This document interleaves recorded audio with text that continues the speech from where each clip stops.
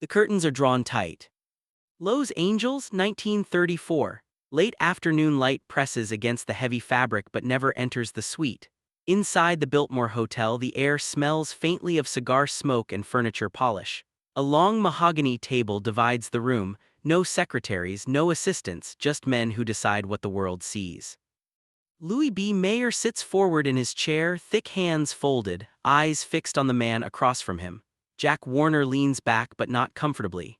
Harry Cohn stares at the carpet for a moment, then at the door, as if calculating how quickly he could leave without appearing to flee. Joseph I. Breen adjusts his cuffs.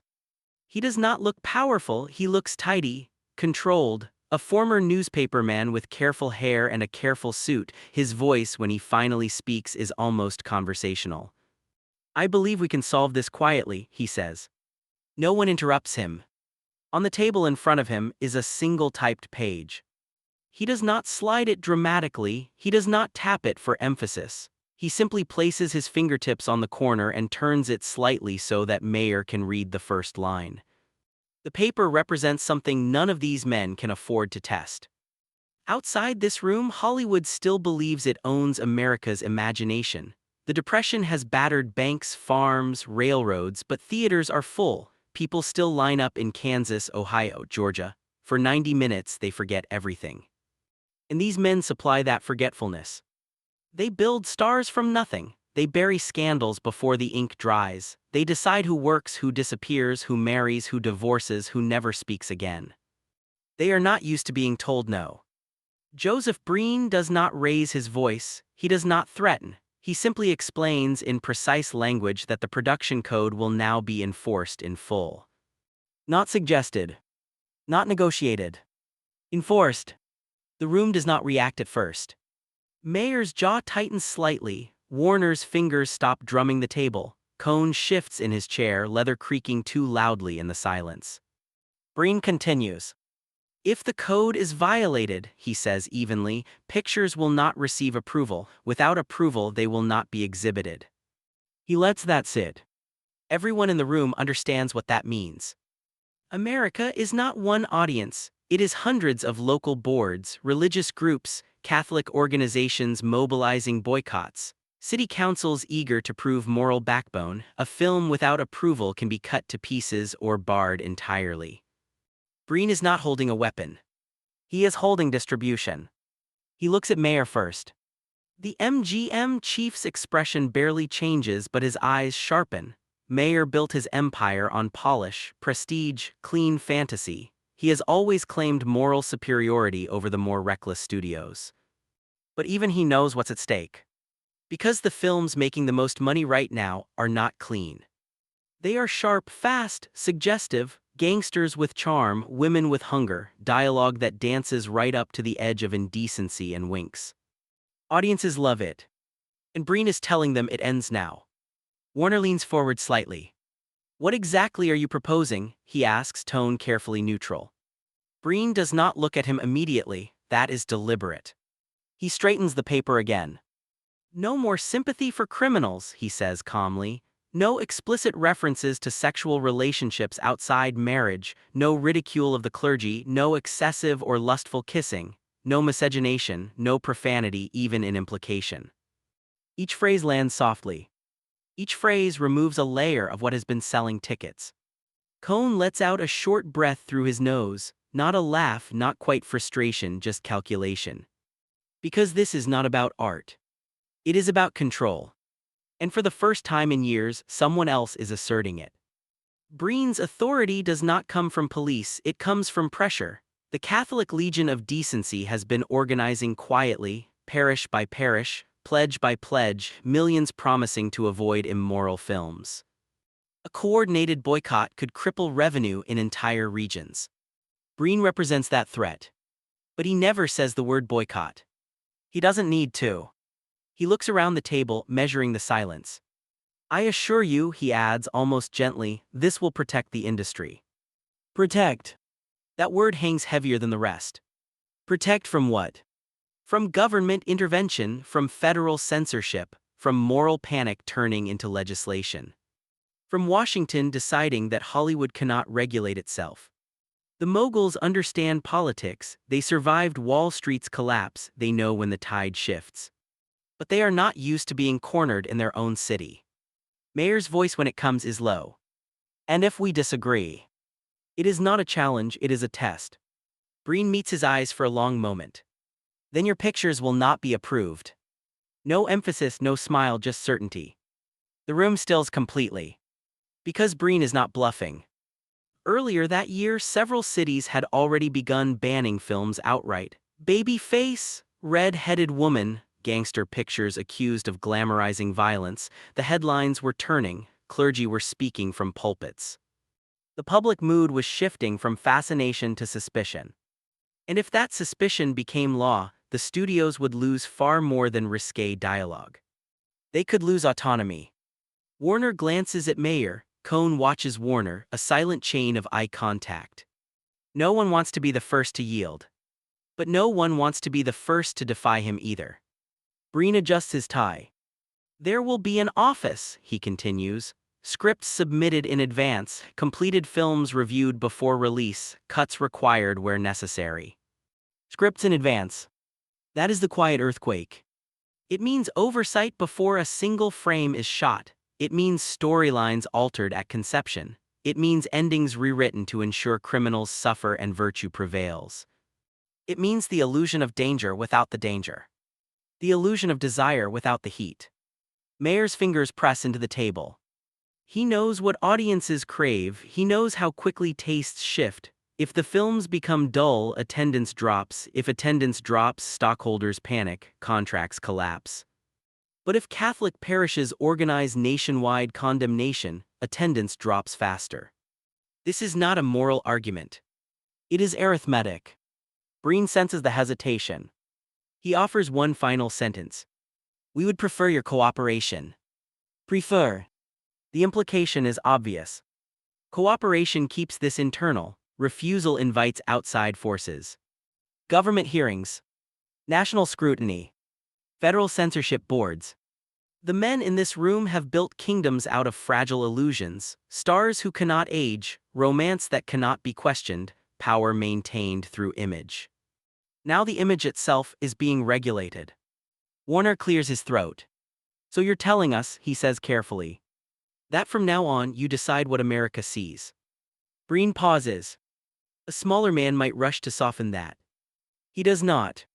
No, he replies evenly, the code does. And then for the first time he smiles. Not wide. Not smug. Just enough. The kind of smile that says the decision has already been made. The room falls silent in a new way. Not disbelief. Recognition. Because they understand something in that moment. Joseph Breen is not asking for permission. He is announcing a shift. And if they resist, the consequences will not be loud. They will be financial. They will be reputational. They will be national. No shouting follows, no slammed fists, just the slow recalibration of power. Mayer leans back. Warner stops moving entirely. Cohn looks down at the paper again. The sun outside is fading, but inside the suite nothing changes. The curtains remain closed. And in that dim room, without a single raised voice, Hollywood's freedom narrows by a fraction. A small fraction. Small enough that, for now, they can pretend it is temporary. But everyone at the table feels it. The grip tightening. And none of them know yet how permanent it will become. The meeting does not end with a handshake. It dissolves. Chairs scrape softly against carpet, cigars are relit. No one says yes, no one says no, but when Joseph Breen leaves the suite, he carries no uncertainty with him. He already knows what they will choose. Because he understands something the Moguls pretend not to, fear spreads faster than glamour. Within weeks, the Production Code Administration Office is formalized under the Motion Picture Producers and Distributors of America. Breen is placed in charge. It sounds administrative. Clerical. Temporary. It is none of those things. Scripts begin arriving at his desk in stacks. Comedies, melodramas, gangster pictures, musicals, every story must pass through him before cameras roll. The first few submissions test him. Writers assume this is negotiation theater. They adjust a line here, soften a phrase there. They expect the old system of compromise, a wink, a minor trim. Instead, pages return covered in precise objections. Adultery must not be presented attractively. Crime must never appear justified. The sanctity of marriage must be upheld. No inference of sexual perversion. The tone is polite, the implications are absolute. At Warner Bros., executives gather around revised pages of a gangster script. The hero, originally charming and witty, now must be visibly punished by the final reel. His death cannot be tragic, it must be instructive. At Columbia, Harry Cohn fumes quietly in his office. He built his studio on speed and risk. Pre-code films made money because they flirted with danger. Now danger must apologize for itself. Louis B. Mayer chooses a different approach. He adapts. MGM pivots toward prestige pictures, lavish sets, moral clarity, romance wrapped in elegance rather than appetite. If Breen wants virtue, Mayer will give him virtue with polish. But even Mayer feels the constraint tightening. The real shift is not in finished films. It is in conversations. Writers begin censoring themselves before the script is typed. Directors avoid certain angles, actresses are coached differently, wardrobes are adjusted, kisses shortened by seconds, beds replaced with twin frames. The tension moves upstream. And Breen watches it happen without ever stepping onto a set. He does not need to. His office becomes a quiet checkpoint between imagination and projection. Each approval certificate carries weight. A small seal, almost forgettable, but without it, a film cannot be distributed widely. Without it, exhibitors hesitate. Without it, regional boards feel emboldened to ban. The Moguls test him once more. A romantic drama pushes boundaries in implication, nothing explicit, just suggestion, subtle glances, a line delivered with heat rather than innocence. Breen denies approval. Not angrily. Formally. The studio hesitates, the release date looms, money already invested, contracts signed, advertising prepared. For 3 days, the executives debate whether to release it anyway. 3 days of phone calls to theater chains, to regional distributors, quiet inquiries about tolerance levels. The answers are cautious. If it doesn't carry the code seal. That is all anyone needs to say. The studio cuts the scenes. The certificate is granted. A message travels through Hollywood faster than any memo. He will not bend. But Breen does not operate alone. Behind him is the Catholic Legion of Decency, now mobilizing millions of parishioners. In churches across America, priests read lists of condemned films. Congregants sign pledges to avoid immoral pictures. The boycott is not hypothetical. It is organized. Studio accountants begin modeling scenarios. What happens if entire Midwest territories drop attendance by 20%? What if southern states impose additional restrictions? What if Congress takes interest? The fear is not artistic suffocation. It is revenue collapse. In private, some executives consider replacing Breen, finding someone more flexible, more Hollywood-friendly. But Breen's leverage is not his personality. It is the climate. The early 1930s have shaken the country. Economic despair breeds moral anxiety. Scandals from the previous decades still linger in public memory. Fatty Arbuckle, drug deaths, studio cover-ups. Washington is watching. President Franklin D. Roosevelt is reshaping federal power through the New Deal. The government is expanding its reach into industries that once operated freely. If Hollywood appears reckless, it invites regulation. And regulation from Washington would be far harsher than Breen. That is the calculation that keeps Mayer awake at night. One evening, after a long review session, Breen receives a private visit from a studio intermediary, not one of the moguls themselves, someone quieter, discreet. The message is simple. Surely there's room for interpretation. Breen listens without interruption. He does not argue morality, he does not quote scripture, he speaks about stability. If we fail to demonstrate responsibility, he says calmly, others will impose it. He is not wrong. The intermediary leaves without a concession. The pattern continues. Films become safer. Dialogue becomes coded. Desire is implied rather than shown. Crime is punished swiftly. Villains repent or die. Audiences notice the change, though many cannot articulate it. Something sharper has dulled. But attendance does not collapse. In fact, some markets grow stronger. Parents feel reassured, religious leaders soften their tone, editorials shift from outrage to approval. The industry stabilizes. And that stability strengthens Breen's position. Because now the moguls cannot argue that morality costs profit. It protects it. Still, resentment simmers. In private screenings, directors grumble about artistic strangulation, writers joke bitterly about submitting scripts to a priest before a producer. Actors complain that their characters have lost complexity. But the jokes are careful. Because Breen's office keeps records. Correspondence, objections, approvals. Every studio is aware that antagonizing him publicly could reignite scrutiny. And scrutiny is bad for business. The most profound change is invisible. Ambition narrows. Stories that might have been written are never pitched, themes considered risky are abandoned at conception, entire genres shift tone. The gangster era fades, crime stories remain, but criminals are less seductive. Women who once manipulated systems are rewritten into cautionary tales. Hollywood does not collapse. It adjusts. An adjustment becomes habit. By late 1934, the code is no longer debated in that suite at the Biltmore. It is operational reality. Joseph Breen walks studio lots occasionally, not as a conqueror but as an administrator. Crew members recognize him but do not greet him warmly. He does not seek warmth. He seeks compliance. And he receives it. What began as a single sheet of paper on a polished table has become structural. A system. The moguls still own the studios. They still control contracts, publicity, distribution networks. But above every script now floats an invisible question. Will it pass? That question shapes decisions before Breen ever reads a line. And that is the true shift in power. Not loud. Not dramatic. Incremental. Permanent. In boardrooms across Hollywood, executives rarely mention that afternoon at the Biltmore anymore. They do not need to. The memory lingers in procedure.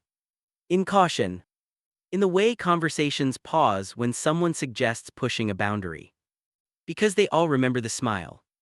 And the certainty behind it. But what none of them fully grasp yet is how long this arrangement will last. Or how deeply it will reshape not just films, but the culture watching them. By 1935, the arguments are over. Not because everyone agrees, but because resistance has become impractical. The code seal now appears before nearly every major release. A small certificate, clean, official, almost forgettable to audiences who barely glance at it before the lights dim. But inside the studios, that seal dictates tone, structure, endings. It dictates imagination. Writers learn the new boundaries the way soldiers learn terrain. You do not cross certain lines, you imply instead of show. You cut away before passion lingers too long, you make sure crime never wins. If a character sins, the script must punish them. If desire burns too brightly, it must cool by the final reel. Directors adapt. Some become clever within restriction, inventing subtle visual language, a glance through a doorway, a cigarette lit after a fade to black, dialogue layered with double meaning. Others feel something harder to name. Confinement. But no one calls it that publicly. Because the system works. The Legion of Decency reduces its public condemnations, newspaper editorials soften, congressional interest in federal film censorship fades into the background, the industry appears responsible. And responsible industries are left alone. That was the unspoken bargain. In private, Louis B. Mayer reframes the situation to his executives. He calls it discipline, he calls it protecting families, he calls it long-term stability. He does not call it surrender. Jack Warner, more pragmatic, focuses on efficiency. If rules are fixed, then strategy becomes clearer. Stories are engineered around compliance rather than rebellion. Risk is minimized. Harry Cohn never quite hides his irritation, but even he stops fighting. Because fighting costs money. And Breen has proven something critical: he is willing to delay releases. A delayed release is not just inconvenience, it is marketing wasted, theater schedules disrupted, investors anxious. The mere possibility of delay becomes enough. And so, by the late 1930s, Hollywood does not feel censored. It feels managed. That distinction matters.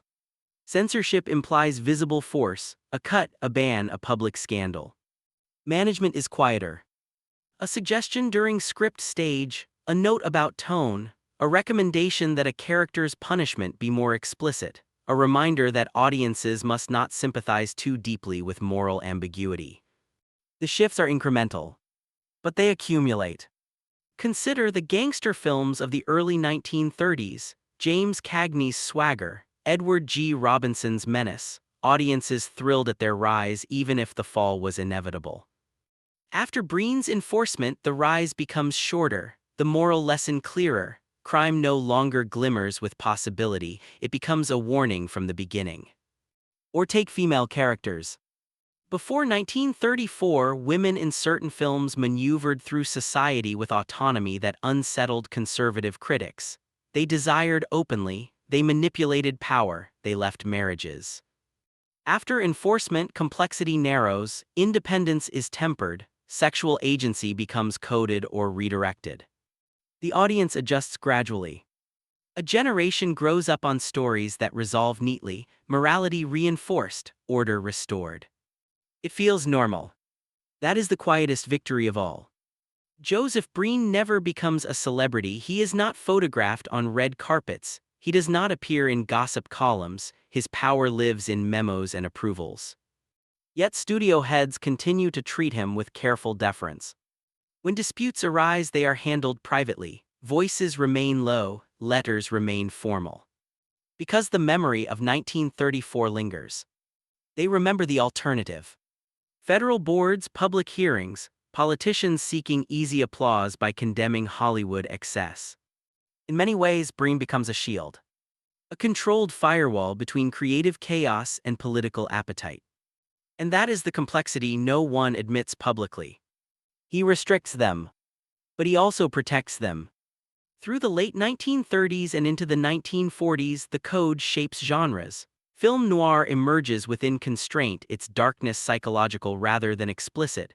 War films emphasize honor and sacrifice. Musicals glow with sanitized romance. The industry thrives financially, which makes rebellion harder to justify. Yet beneath the surface, tension never disappears. Writers whisper about stories they cannot tell. Directors privately screen European films that push boundaries differently. Actors chafe at roles flattened into virtue or villainy. But the system endures. And it endures because it does not feel temporary. That is the realization that settles over Hollywood slowly. This is not a passing phase of moral panic. It is infrastructure. Joseph Breen remains at the helm of the Production Code Administration for nearly 2 decades. 2 decades of quiet edits. 2 decades of sealed approvals. 2 decades of shaping narrative outcomes before cameras roll. By the time challenges to the code grow serious in the 1950s, an entire cinematic language has formed around its limits. Audiences have learned to read subtext because overt expression was forbidden. Directors have mastered implication because explicitness was denied. Ironically, constraint sometimes breeds sophistication. But it also leaves absence. Stories about race, sexuality, corruption within institutions, moral ambiguity without punishment remain largely untouched in mainstream American film for years. Not because no one imagined them, but because a single afternoon in a hotel suite redefined what was considered permissible risk. Joseph Breen retires in 1954. There is no dramatic farewell. No public reckoning. The code itself begins to weaken not long after, eroded by court decisions and changing social tides. By the late 1960s, it is replaced with a rating system. The seal that once determined existence fades into history. Yet the habits it created linger far longer. When historians look back, they often describe the production code as censorship, a moral clampdown, a conservative reaction to excess. All true. But what they rarely emphasize is how it began. Not with a public crusade. Not with police intervention. But with a meeting. A quiet room in Los Angeles. A typed sheet of paper. And a man who did not need to raise his voice. The Moguls in that room were powerful. They built empires out of illusion. They controlled faces, headlines, reputations. Yet in that moment, they recognized something fundamental. Power does not always belong to the loudest figure. Sometimes it belongs to the person who controls access. Access to audiences. Access to distribution. Access to legitimacy. Joseph Breen never owned a studio. But he controlled the gateway between film and public. And once the Moguls accepted that gate, they rarely tried to break it. The haunting part is not that Hollywood was censored. It is that Hollywood agreed. Quietly, calculating that controlled restriction was safer than uncontrolled freedom. The curtains in that Biltmore suite eventually opened, the men walked back into sunlight, deals continued, cameras rolled, stars smiled. Outwardly nothing collapsed. But from that day forward, every story passed through an unseen filter. An unseen pause. A silent question hovering over every script. Will this be allowed? And for 20 years, the answer did not belong to the men who built the dream. It belonged to the man who smiled and waited for them to stop talking.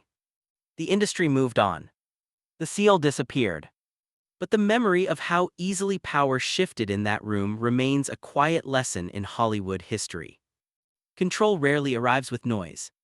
Sometimes it enters politely, sets a page on the table, and changes everything without anyone daring to raise their voice.